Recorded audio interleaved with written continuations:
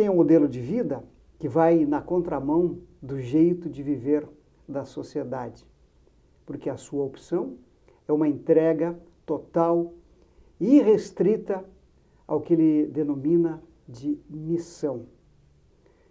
Nosso personagem de hoje é o Frei Clair Zampieron. Sob o ponto de vista da sua escolha e do seu jeito de viver, como se define e o que é uma missão? João Veríssimo, é uma pergunta muito interessante isto que você está me fazendo. E claro que a primeira opção não é ser missionário, a primeira opção nossa de vida é ser irmão, é ser franciscano, é seguir da forma como São Francisco viveu. Lógico que nós, freis, todos, temos como carisma a vivência da missão. Então, nós temos uma equipe mais itinerante, que nós vamos chamar equipe missionária, onde nós trabalhamos pelos vários pontos do Brasil, com o objetivo de levar a palavra de Deus às pessoas, às comunidades, aos locais onde temos este convite de chegar e levar um pouco do contexto daquilo que São Francisco ensinou. Então, nós vamos com este objetivo: ensinar, estar presente na comunidade, mas acima de tudo, como você diz, o nosso modo de viver, o nosso carisma, sempre é um carisma contagiante que leva sempre a alegria, leva a paz e leva o bem. O senhor escolheu um modo de vida e é inspirado e se inspira na vida de São Francisco de Assis, que viveu lá no início da Idade Média, de 1200. E esse modelo de vida, à época, foi revolucionário. Mas hoje nós temos uma outra concepção de facilidades, de tecnologia, de muito conforto.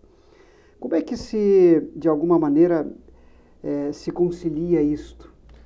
Ok.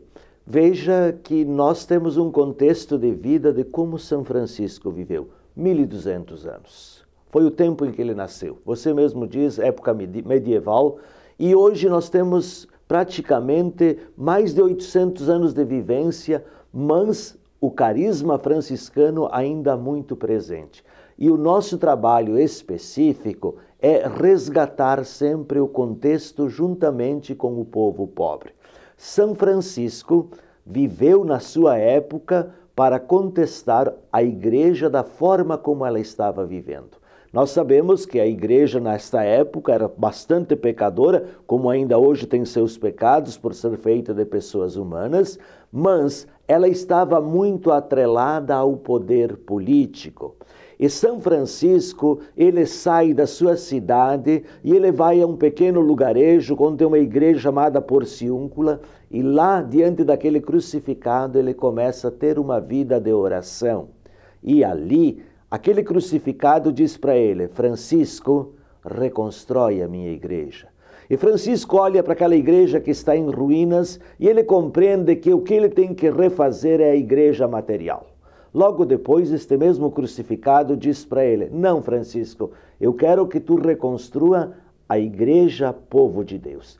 E Francisco então começa a olhar a realidade daquele povo, aquela situação, aquela miséria das pessoas, olhando principalmente na casa dele, onde o pai, Pedro Bernardoni, tem uma tinturaria e os empregados não são tratados como seres humanos. E ele então rompe todo este contexto e ele vai viver juntamente com os leprosos.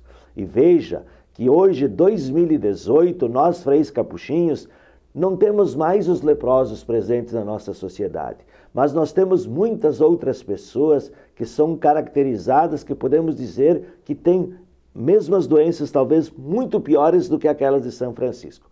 Então, nós temos hoje um carisma ainda voltado muito para os pobres. E nós temos casas onde nós atendemos as pessoas portadoras de HIV em Porto Alegre e em Caxias do Sul. Hoje também nós trabalhamos muito com as pessoas de idade. Nós vemos que os nossos vovozinhos, quando chegam a uma certa idade, tem muitos que são esquecidos, outros os filhos dependem do trabalho e precisam sair de casa para trabalhar, para ter o seu sustento e não tem com quem deixar os pobres vovôs. Então, nós temos casas em Caxias do Sul, no momento nós temos 6, numa com 374 idosos que vêm na parte da manhã e retornam para sua casa de noite. Ali nós damos toda a assistência, damos tudo aquilo que eles precisam e depois, então, de noite eles retornam para o seio familiar. Então, hoje eu posso te dizer que os nossos leprosos, os nossos pobres, as nossas pessoas esquecidas são as pessoas de idade,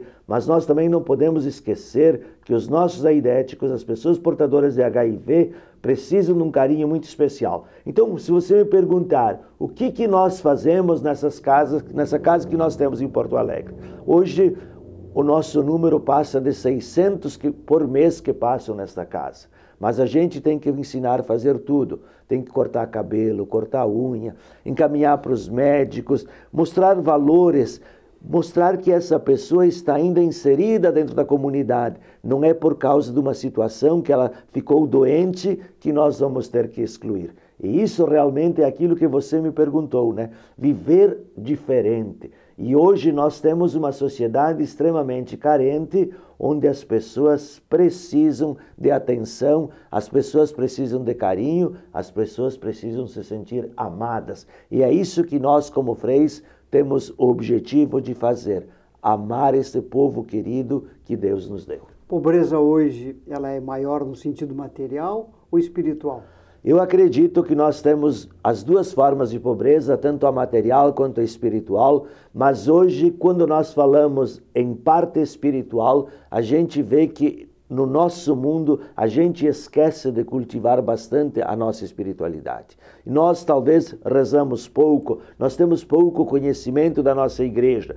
Prova esta está que vê o surgimento de tantas igrejas diante da nossa sociedade e que as pessoas não têm um vínculo de participação, mas elas vão onde oferece algo que possa trazer algum benefício, que possa trazer algo em troca. Então, se a igreja X oferece cura, eu vou para lá. Se a igreja Y vai me oferecer dinheiro, eu vou para lá. Então, as pessoas estão se tornando cada dia mais vazias e sem objetivo de vida. O senhor tem um trabalho chamado de missões, desenvolve isso em várias localidades do Rio Grande do Sul e Brasil afora. E as missões significa levar isto que o senhor está dizendo para as pessoas, essa mensagem. Qual é a receptividade, o que as pessoas entendem isso, especialmente quando o senhor chega, por exemplo, aí com o hábito franciscano? Como é que é esta reação? Ok. Primeiro, o hábito franciscano, ele sempre vai despertar uma curiosidade. Vamos supor, se eu saísse agora pela rua, quem conhece, quem já viu os freis, eles não vão ter dificuldade nenhuma. Mas quem nunca viu vai achar uma atitude estranha. Nossa, o que aquela pessoa está fazendo com aquela roupa estranha, né?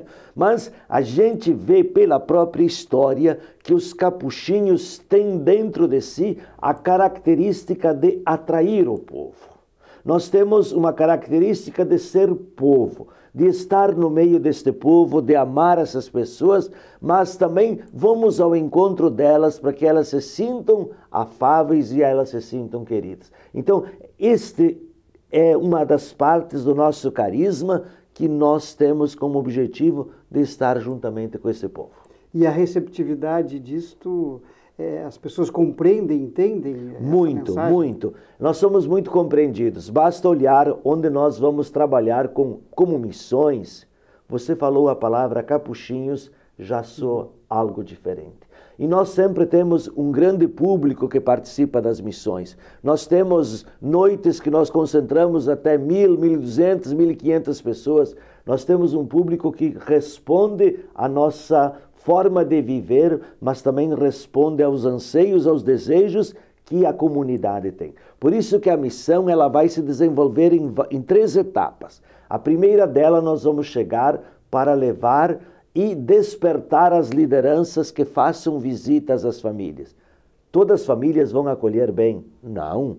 Jesus Cristo já dizia, quando você for a uma terra e não for bem recebido, você ao sair de lá bata até o pó das sandálias que se grudou debaixo das sandálias. Então, no ano de 2018, não vá pensar que isso seja diferente. Ainda hoje tem pessoas que não vão receber as pessoas. E nós vivemos num mundo onde o contexto é muito perigoso, onde as pessoas hoje têm dificuldade de abrir as portas, porque nós não sabemos o que vamos encontrar. Se fosse São Francisco, prontamente ele iria dizer, é o irmão, é uma pessoa que está carente, é uma pessoa necessitada.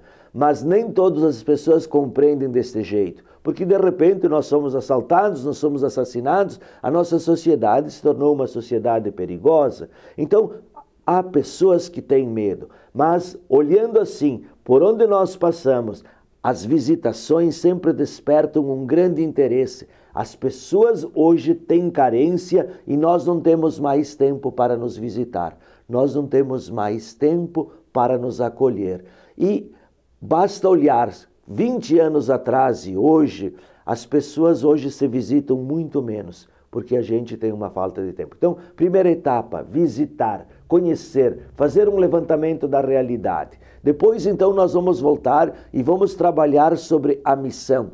Começamos falando sobre o que é missão, falamos sobre pessoa humana, mostrando os valores que nós temos, trabalhando um lado positivo, mostrando que nós somos muitas vezes doentes, precisamos de atenção, precisamos de carinho, precisamos de afeto e descobrir a pessoa que está dentro de mim.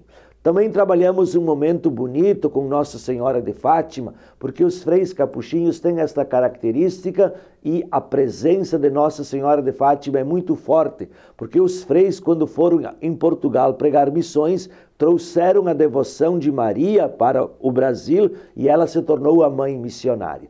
E prova esta é também que em 1917, quando Nossa Senhora de Fátima aparece lá na Cova da Iria, ela pede às 3 crianças, Lúcia, Jacinto e Francisco, que seja construído 2 altares. Um lá em Fátima, onde ela apareceu, e o segundo que ela fosse levada pelo mundo. Então, nós, freis, temos este objetivo de levá-la pelo mundo, pelo pedido que ela fez, mas também por ela se caracterizar como a mãe, sendo uma pessoa importante no meio da comunidade.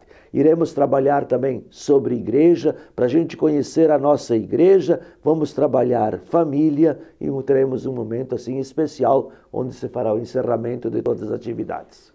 A Igreja Católica, a sua missão, o seu trabalho, tem as respostas para as angústias da sociedade hoje, que desacredita nas instituições, na política, vive na insegurança e vive extremamente na angústia?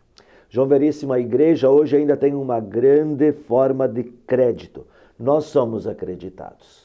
Basta olhar as pesquisas que recentemente aconteceram, mais de 80% das pessoas acreditam na igreja. Então isto demonstra que aquilo que se prega, aquilo que nós vivemos, realmente responde à necessidade e ao anseio que a sociedade está precisando. E diante disto, dessas angústias e dessa realidade toda, o senhor acredita que as pessoas de alguma forma têm a possibilidade de uma mudança, de uma transformação a médio, longo prazo, a curto prazo? Como é que a gente pode vislumbrar isto? Bem, é uma questão um pouquinho interessante isso que você coloca, porque a mudança está dentro de cada um de nós. A mudança está em mim, a mudança está em você. Mas hoje nos dá a impressão que a nossa sociedade chegou a um momento de comodismo. Nós não temos mais aqueles desafios de luta por um mundo melhor. Bastaríamos olhar 20 anos atrás, o povo estava nas ruas lutando, querendo coisas novas, inovando, buscando, pintando o rosto, mostrando que não estava satisfeito com aquela realidade, com aquela situação. Mas hoje nos dá a impressão que, diante de tanta coisa que tem acontecido, o mundo ficou desacreditado. Não vou dizer só o Brasil, o mundo está desacreditado. Eu não saberia te dizer assim quanto tempo nós vamos demorar para despertar uma mudança dentro da nossa sociedade. Eu acredito que do jeito que nós estamos e como a história é um ciclo que se repete, isso não vai perdurar por muitos anos. Nós precisamos de mudanças. Nós somos seres humanos, nós somos pessoas queridas, nós somos pessoas amadas por Deus. E se somos irmãos, nós temos que lutar pelo mesmo ideal, nós temos que lutar pela mesma forma de vida. E nós temos que nos integrar mais, nós temos que somar mais forças. E eu acredito que o que está faltando no momento é uma unidade entre todos os cristãos, não somente a Igreja Católica, mas criar uma unidade entre todos os cristãos. E no momento que isto acontecer, nós vamos conseguir fazer muita mudança diante da nossa sociedade. Nós estamos nos encaminhando para o caos, estamos nele ou podemos superá-lo e daqui a pouco surgirmos como uma fênix?